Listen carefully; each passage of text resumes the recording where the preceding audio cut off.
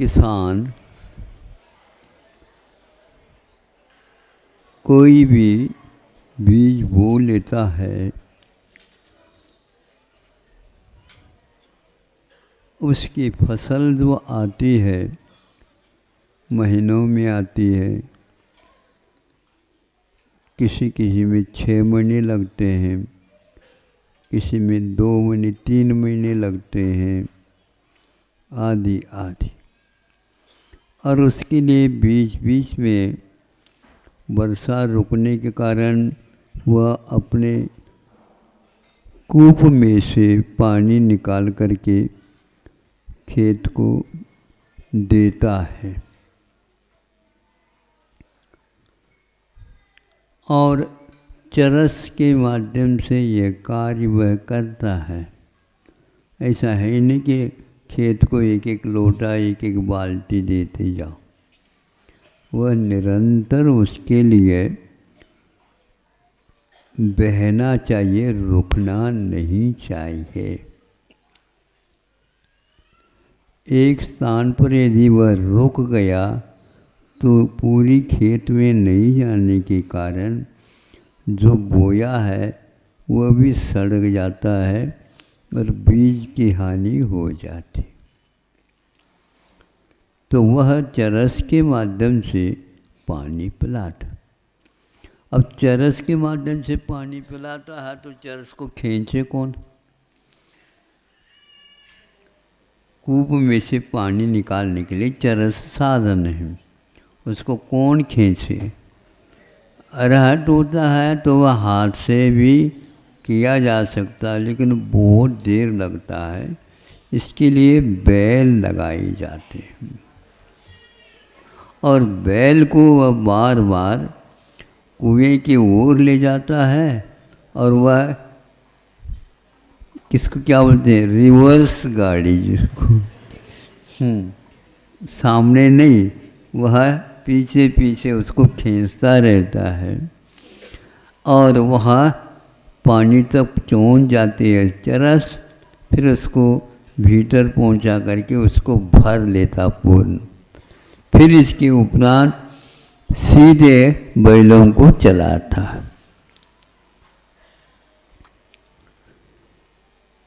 अब उसमें देखो रस्सी 2 स्थानों पर बांधता है।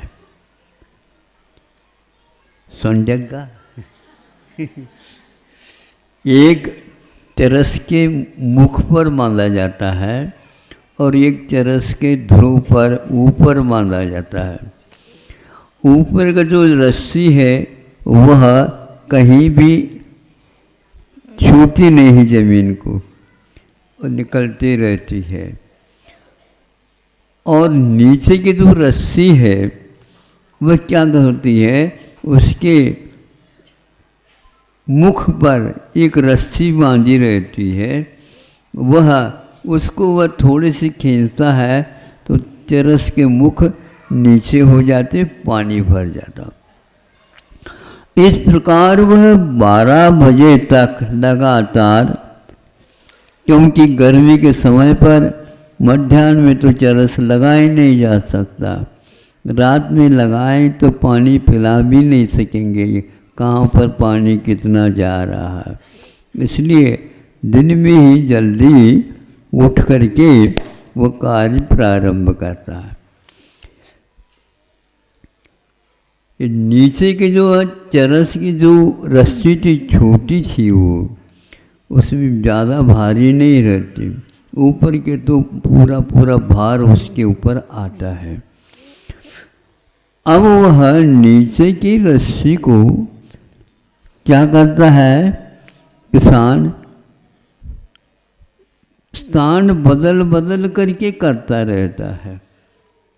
स्थान बदल यदि नहीं बदलता है तो एक ही स्थान पर यदि रस्सी जाती है तो वह रस्सी एक प्रकार से उस पत्थर को भी काट देती। सुन रहे हो आप लोग? हाँ, तो वह पत्थर को भी काट देती है। रसरी आवत जात है सिल पर होई निशान। हाँ, तो यह रस्सी आती है जाती है, आती है जाती है, तो कुछ ही दिनों में शिला के ऊपर निशान पड़ जाती है और वह इतने कठोर पाषाण को भी मुलायम रस्सी काट रही है। कठोर रस्सी नहीं है। कठोर यदि रस्सी हो जाए तो वह स्वयं कट जाए, लेकिन वह मुलायम रहने से पत्थर में भीतर घुसती चली जाती है और उस पत्थर को काट देती। फिर वह चरस चलाने वाला दूसरे स्थान पर उस चरस की छोटी जो रस्सी है उसको कर देता है। इस प्रकार पूरी पूरी शिला में उसके निशान पड़ती चली जाती है। एक स्थान पर रखेंगे तो कट जाए। इसी प्रकार दिमाग को एक स्थान पर लगाना नहीं चाहिए। बदलते रहिए तो माइग्रेन से दूर रहिए।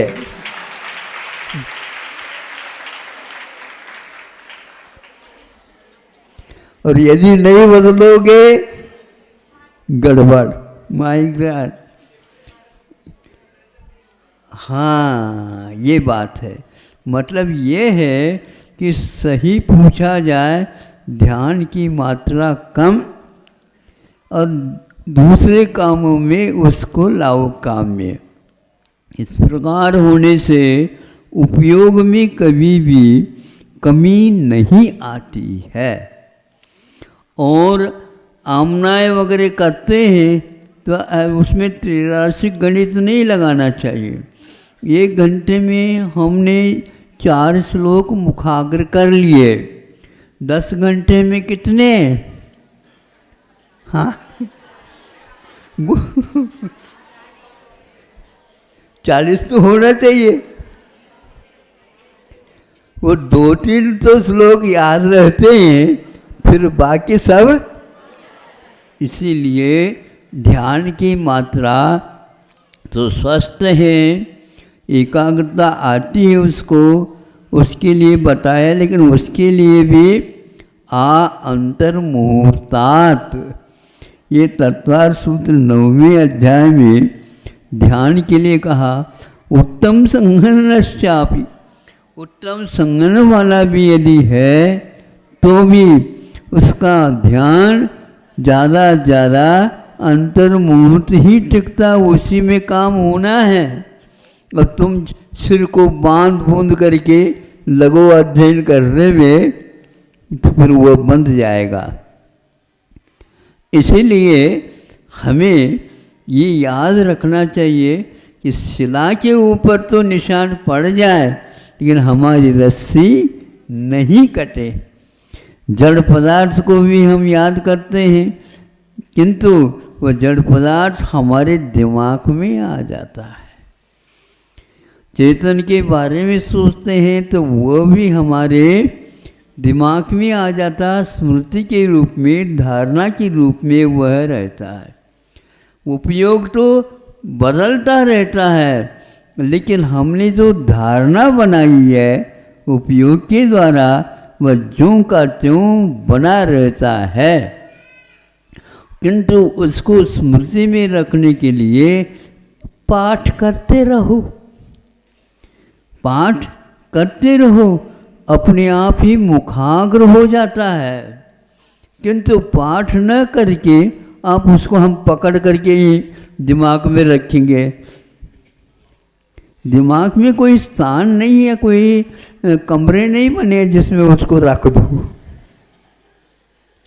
इनका आत्मा में प्रवेश हो गया, मतलब कोई बिल्डिंग है आत्मा, बोलो नहीं है ना। तो ऐसे क्यों कहते हो हमारे दिमाग में नहीं आ रहा?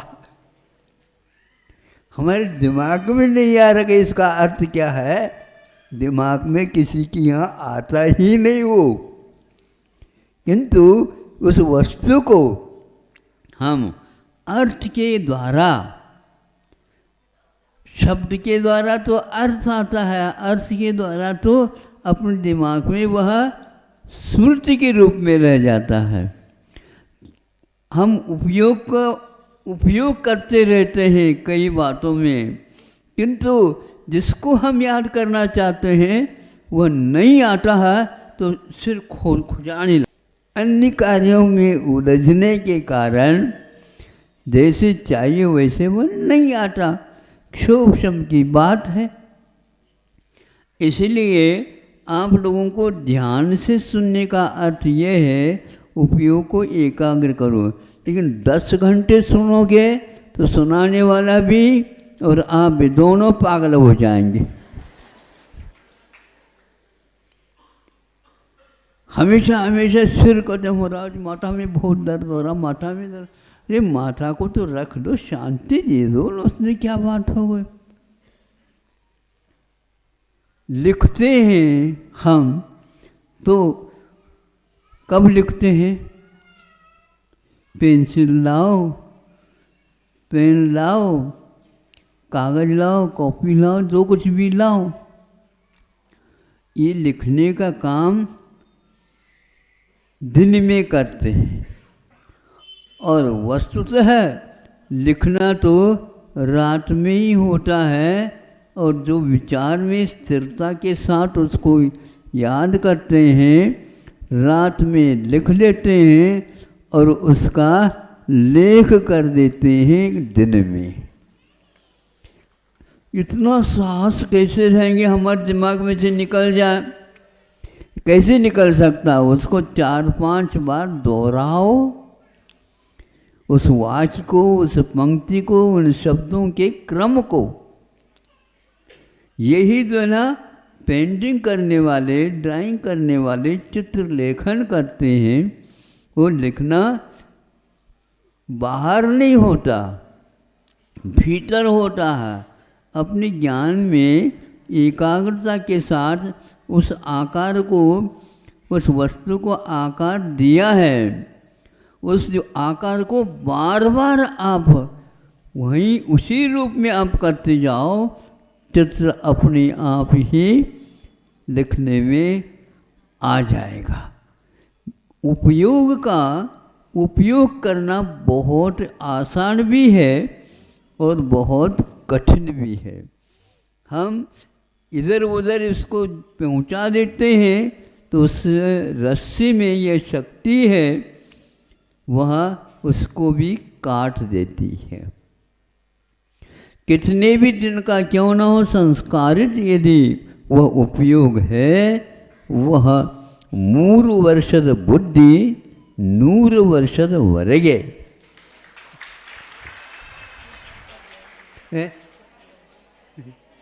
3 ವರ್ಷದ बुद्धि 100 ವರ್ಷದವರೆಗೆ।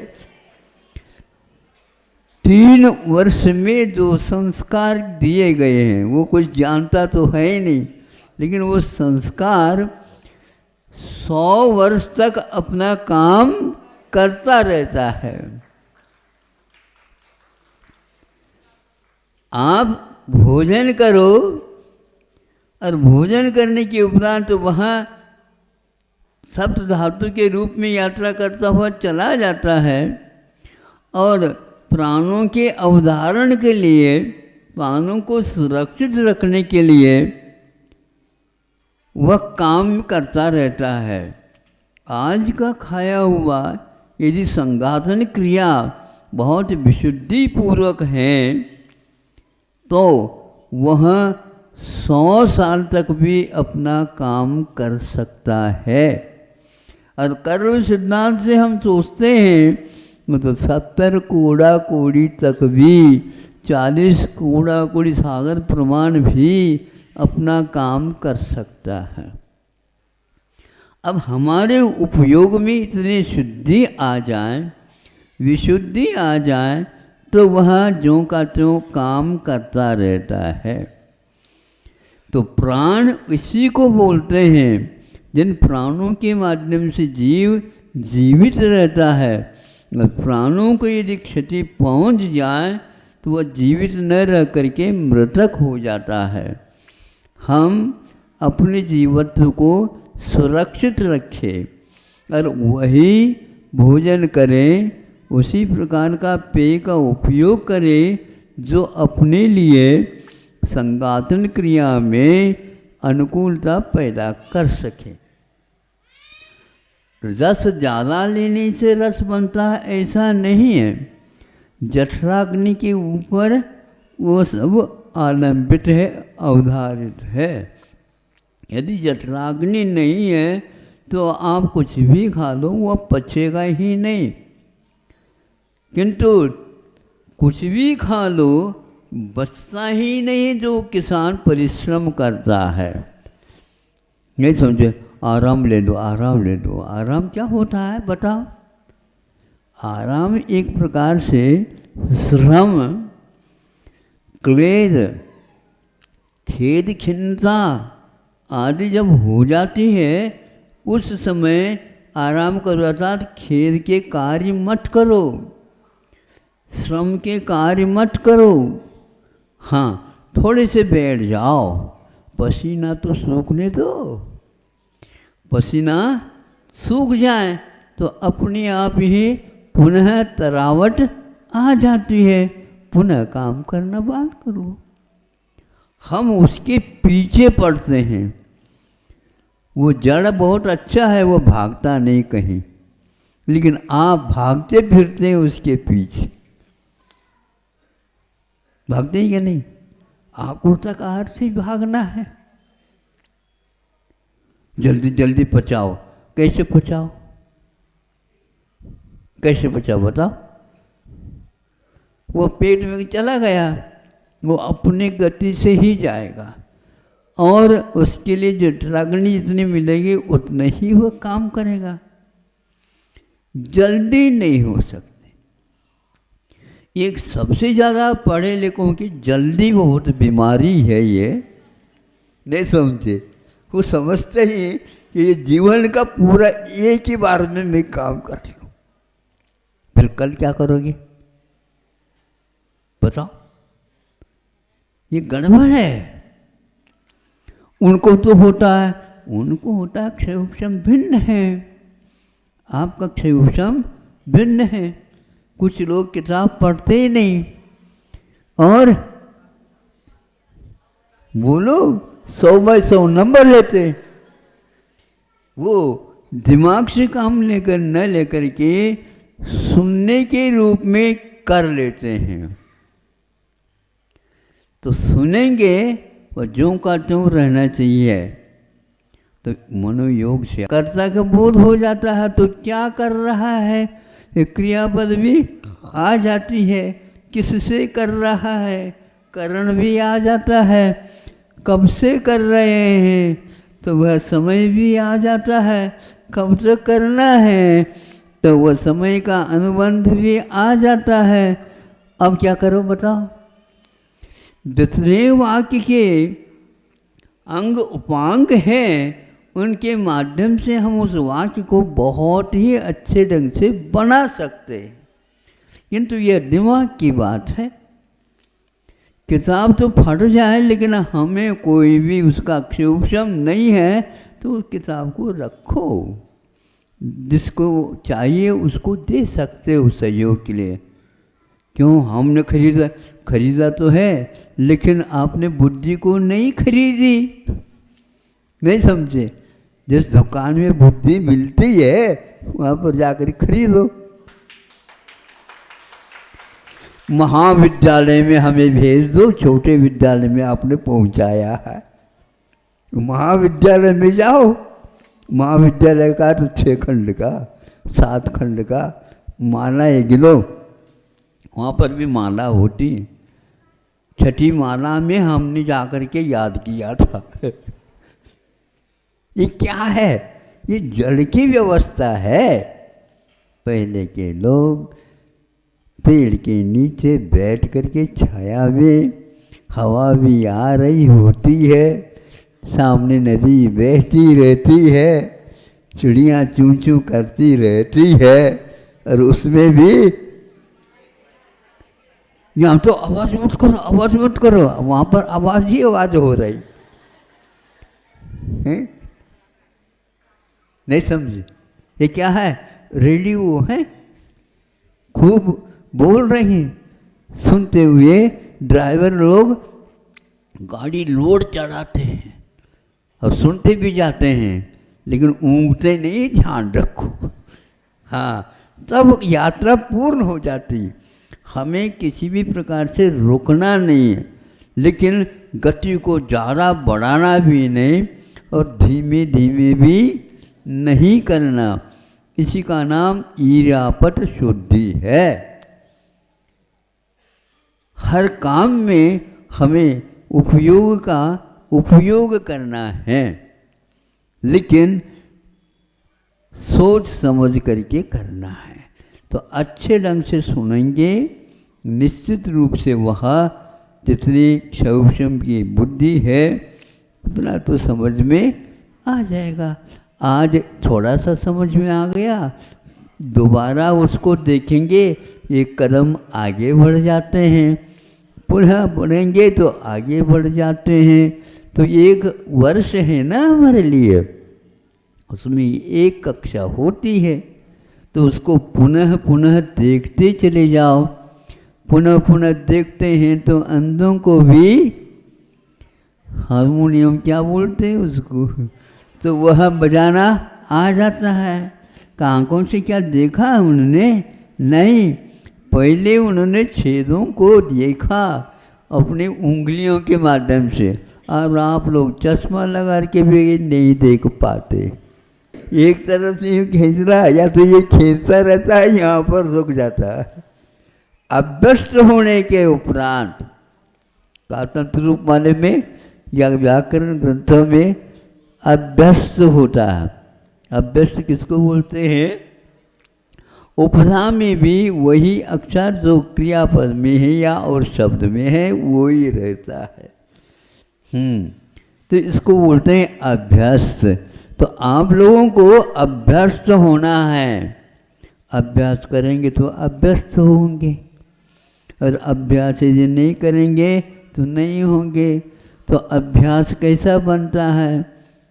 अस धातु के सामने एक प्रत्यय लगते हैं अपने पीछे, तो अभी उपसर्ग पूर्वक, आ उपसर्ग पूर्वक अर्थ धातु से जब हम प्रयोग करते हैं तो अभ्यास हो जाता है। और कृदंत में उसको तसल प्रत्यय लगा करके और वह अभी उपसर्ग पूर्वक अस धातु से अभ्यस्त हो जाता है। अभी सुबह का समय है, बस इतना ही पर्याप्त समझता हूँ। रसरी आवत जावत है, सिल पर होई निशान। अहिंसा परमो धर्म की